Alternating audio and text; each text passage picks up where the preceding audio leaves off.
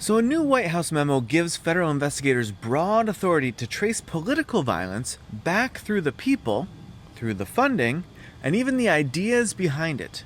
That's before any violence has even occurred. It's called NSPM 7. It was signed on September 25th, 2025, and it lays out a national strategy to counter domestic terrorism and organized political violence.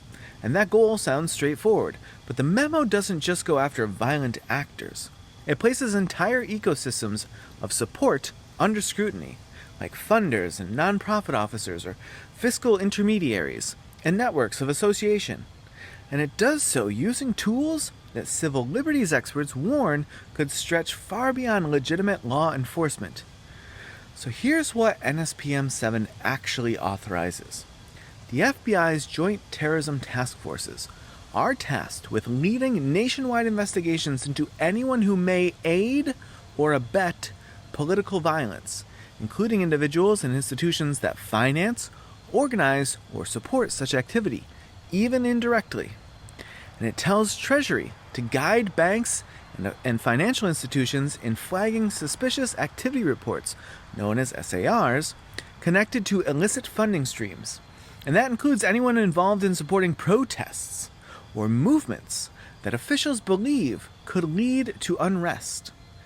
It also directs the IRS commissioner to ensure that tax-exempt organizations are not directly or indirectly financing political violence, and to refer both organizations and individuals to the Department of Justice if violations are suspected.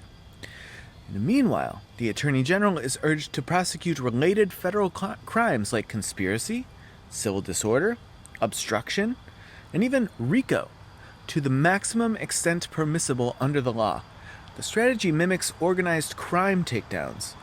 Identify not just the perpetrators, but the structures that make their actions possible.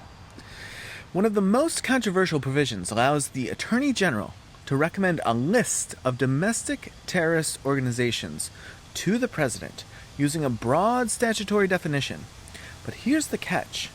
There is no law that authorizes domestic designations with formal legal effect, unlike the State Department's process for foreign terrorist groups.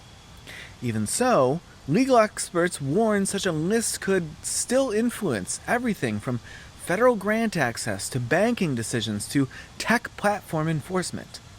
And that's where the constitutional tension comes in.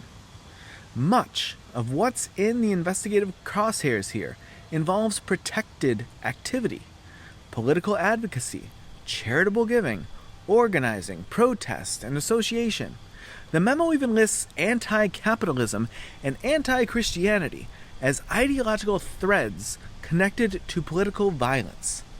And that raises clear viewpoint discrimination concerns. Even if enforcement is aimed at criminal conduct, when ideology is part of the framing, and financial and investigative pressure reach into loosely connected networks, the chilling effect is very real. Especially when banks start flagging donations and foundations cut off grantees, or individuals are profiled for the causes they support. We've seen this pattern before.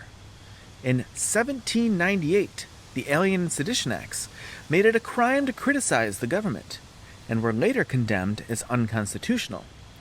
In the 1960s and 70s, COINTELPRO secretly infiltrated civil rights and anti-war groups under the banner of national security. And after 9/11, sweeping powers under the Patriot Act were eventually scaled back when the public saw how they could be abused. And the founders anticipated these very risks. James Madison, in his 1800 report condemning the Sedition Act, warned of the danger when the executive can both investigate and prosecute speech. The First Amendment, checks and balances, and an independent judiciary were their answer. So, what should we watch for now? Well, not just enforcement, but the criteria being used, the guidance sent to banks, the referral standards within the IRS, the transparency of any designation list, and the consistency of how the rules are applied across ideologies and across communities. Because if we allow broad ideology-tinged powers to grow unchecked, we risk repeating a pattern where dissent gets entangled with danger, and liberty pays that price. So here's the question. How do we stop real violence without turning political disagreement into a national security threat? And if the government were targeting a cause you support, would you defend its right to exist just as fiercely?